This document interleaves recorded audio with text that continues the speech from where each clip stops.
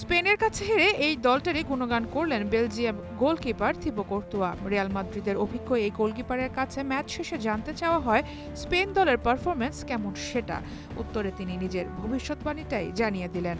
তারা অবশ্যই বিশ্বকাপ জিততে পারে, কারণ তাদের অনেক বিশ্বাস আছে এবং দলটাও দুর্দান্ত। আমার মনে হয় ফ্রান্স স্পেন সেমিফাইনালের বিজয়ী হবে বিশ্ব চ্যাম্পিয়ন।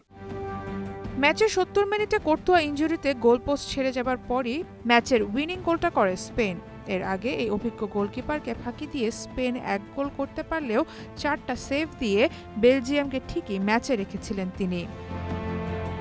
অন্যদিকে আর্জেন্টিনাকে ট্রফির দাবিদার না মেনে কর্তোয়ার এমন বক্তব্য কানে পৌঁছেছে বর্তমান বিশ্ব চ্যাম্পিয়নদের। তবে এই মন্তব্যকে গুরুত্ব দিতে রাজি নন রোমেরো। আমরা সুইজারল্যান্ড ম্যাচ নিয়ে ভাবছি, ম্যাচটি কঠিন হবে। কোন খেলোয়াড় কি ভাবছে সেদিকে আমরা কান দিই না। সবারই নিজস্ব মতামত ও ভাবনার ধরন আছে, কিন্তু আমাদের মনোযোগ শুধুই সামনের ম্যাচে। ১৫ জুলাই সেমিফাইনালে মুখোমুখি হবে ফ্রান্স আর স্পেন। থিবো কর্তুয়ার প্রেডিকশন যদি ঠিক হয়, তবে ইউরোপের এই দুই জায়ান্টের ক্ল্যাশটাই হতে যাচ্ছে ফাইনালের আগে আসল ফাইনাল। সার মাহবুব, স্টার প্লে।